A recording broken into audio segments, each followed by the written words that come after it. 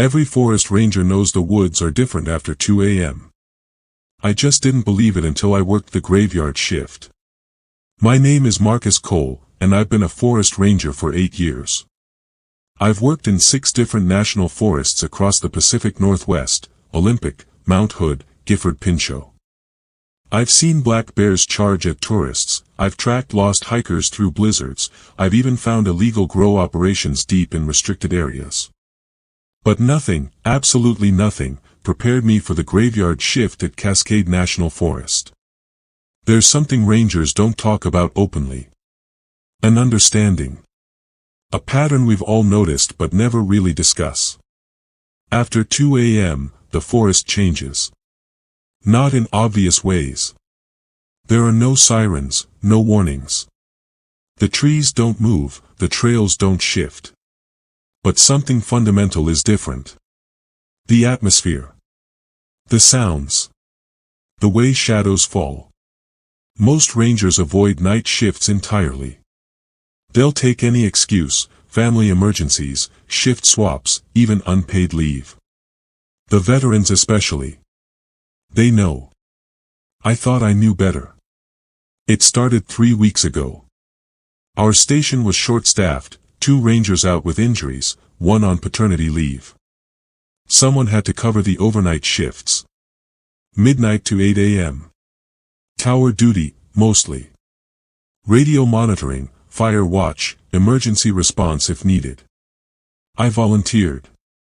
My supervisor, Rachel Chen, a 20-year veteran, looked at me like I'd just signed my own death warrant. "You sure about this, Marcus?" she asked.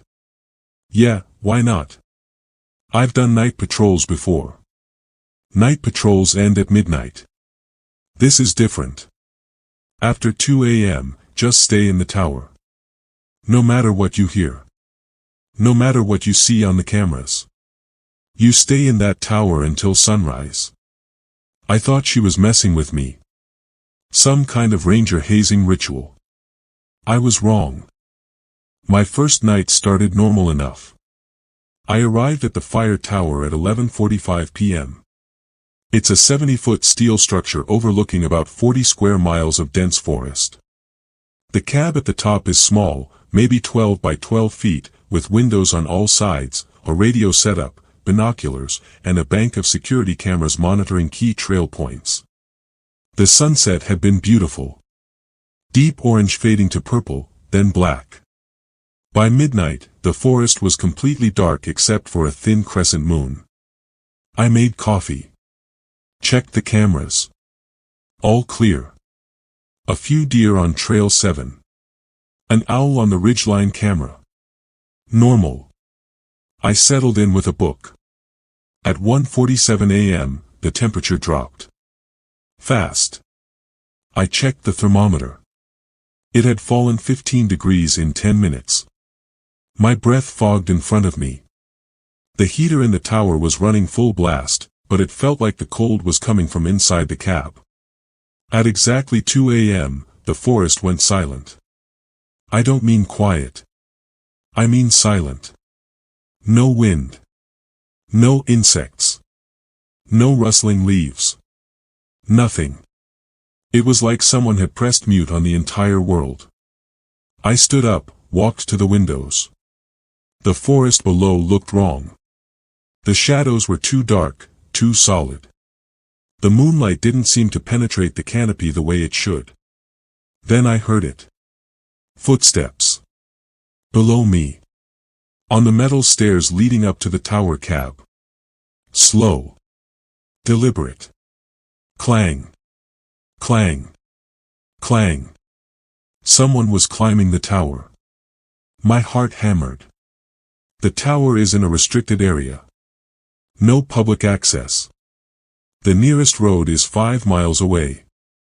I grabbed my radio. "Dispatch, this is Tower 12. I have an unauthorized individual climbing my structure." Static. I tried again. "Dispatch, do you copy?" More static. Then a voice. "Marcus, let me in, it's cold out here." It was Rachel's voice. My supervisor. But Rachel wasn't on duty tonight. She lived 40 miles away. The footsteps continued. Clang. Clang. Clang. Closer now. Maybe 20 feet below me. Rachel's words echoed in my head. Stay in the tower. No matter what. I backed away from the door. Made sure it was locked. Double-checked. The footsteps reached the platform outside the cab. Then stopped. Through the frosted window, I saw a silhouette. Tall. Too tall. Its head nearly touched the top of the doorframe. Marcus, Rachel's voice again. Open the door. I need to talk to you. My hand trembled. Rachel, if that's really you, what did we talk about in the break room last Tuesday?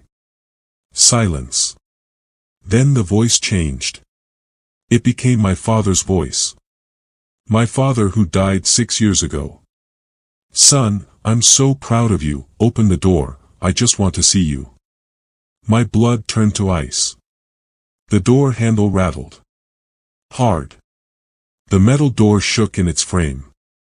I stumbled backward, knocking over my coffee. It spilled across the floor, steaming in the cold air. The rattling stopped. Silence again. Then I heard it on the roof. Footsteps. Walking across the metal roof of the cab. But that's impossible. There's no ladder to the roof. No way to climb up. The walls are smooth metal. The footsteps circled above me. Slow. Methodical. Like it was studying the structure. I grabbed the radio again. This time, a different frequency. Emergency channel. This is Ranger Marcus Cole at Tower 12. I need immediate assistance. There is an intruder. There is an intruder. My own voice came back through the radio, perfectly mimicking my words. I dropped it. The footsteps above stopped. Then something pressed against the window. A hand. But wrong. Too many fingers. Each one too long, bending at angles that shouldn't be possible. I looked up.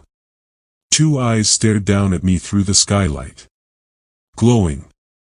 Yellow. Unblinking. I dove under the desk, heart exploding in my chest. Every instinct screamed run. But Rachel's warning held me frozen. Stay in the tower.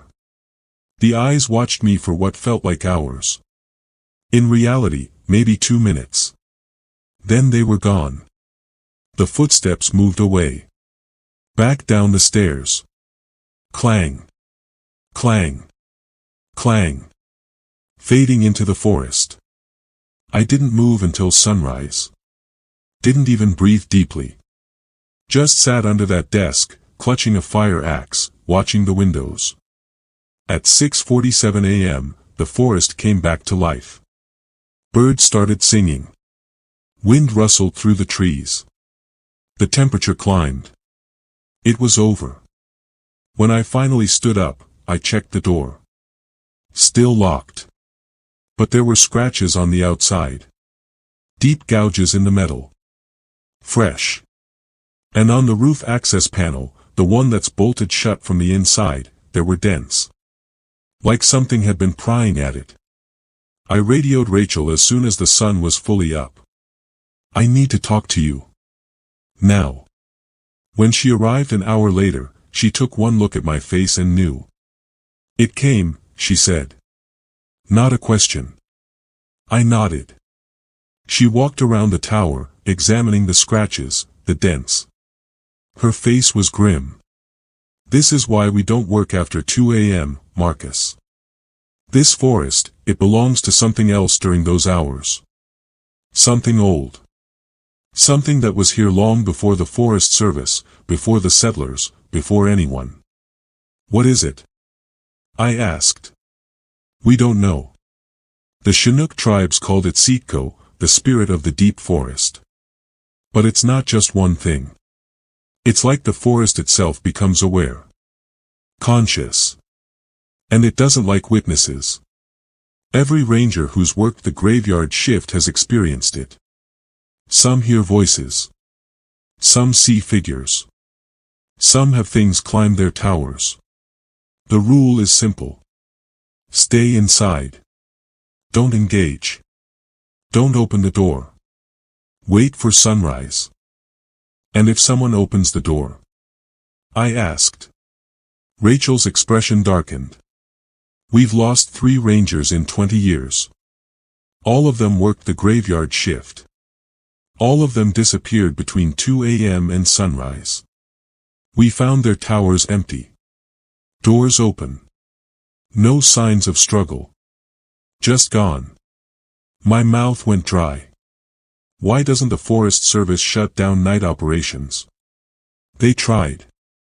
But fires don't wait for daylight. Emergencies don't wait. Someone has to be on duty. So we rotate. We warn people. And we hope they follow the rules. That was my first night. I should have quit right then. But I didn't. Something about the experience, it changed me. I needed to understand. I needed to know what was really happening out there after 2 a.m. So I volunteered for another shift. Rachel tried to talk me out of it. Marcus, you survived once. Don't push your luck. But I insisted. My second night was worse.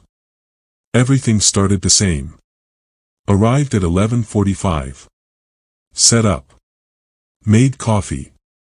Normal. At 2 a.m., the silence fell again. Heavier this time. Oppressive. But this time, nothing climbed the tower. Instead, the cameras started glitching. Trail 7 camera showed a hiker. Standing perfectly still. Facing the camera. At 2:15 a.m. No one should be on the trails after dark. It's prohibited. I zoomed in. The figure's proportions were wrong. Arms too long. Head tilted at an impossible angle. Just like the thing that climbed my tower. And it was looking directly at the camera. Like it knew I was watching. I switched to ridgeline camera. Another figure. Same stance. Same proportions. Creek Junction camera. Another one. They were on every camera. Dozens of them. All standing motionless. All facing the cameras. All watching me. My hands shook as I reached for the radio. Before I could call it in, all the cameras cut to static simultaneously. Then the lights in the tower went out. Complete darkness. No moonlight penetrating the windows.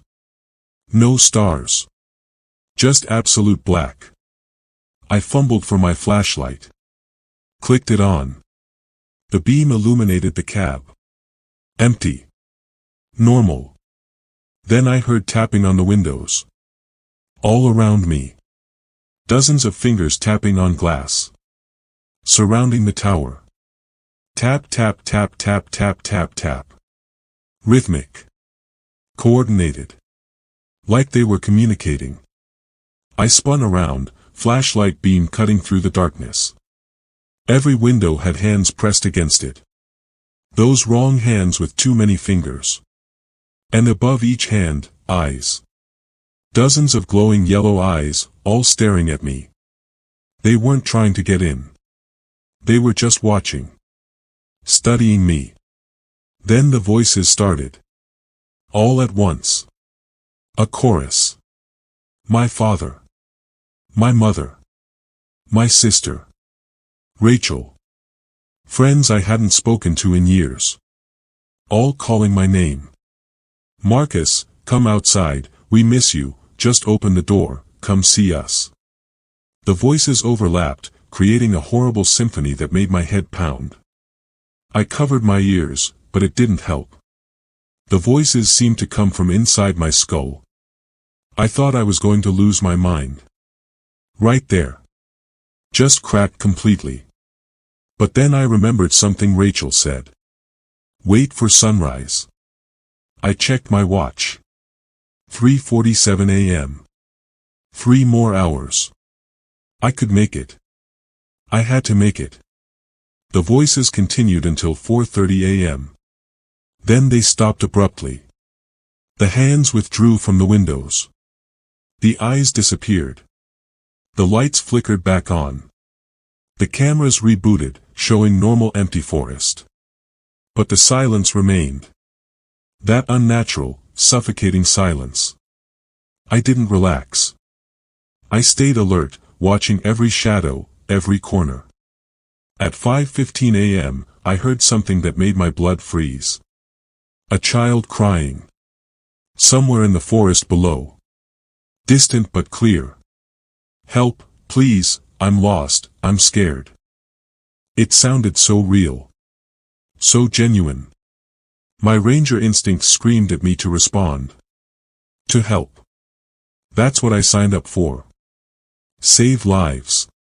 But Rachel's rule echoed louder. No matter what you hear. Stay in the tower. I gripped the edge of the desk, knuckles white, forcing myself to stay put. The crying continued. Getting closer. Moving toward the tower. Please, someone help me, I can't find my mom. My heart was tearing apart. Every fiber of my being wanted to open that door. But I didn't. The crying reached the base of the tower. Then it started climbing the stairs. A child's footsteps. Light. Quick. But wrong. The timing was off. Too rhythmic. Too mechanical. It reached the platform. Please open the door, I'm so scared, it's dark. Then the voice changed mid-sentence. Dropped 2 octaves. Became something guttural and ancient. Open the door. I backed against the far wall, axe raised. The door handle rattled violently. The entire structure shook. Then stopped. Silence. Through the window, I saw it. The thing that had been pretending to be a child. It was tall. Maybe 8 feet. Thin. Skeletal. Its head was wrong, elongated, with a jaw that extended too far. And those eyes. Those horrible glowing eyes. It pressed its face against the glass. Studying me.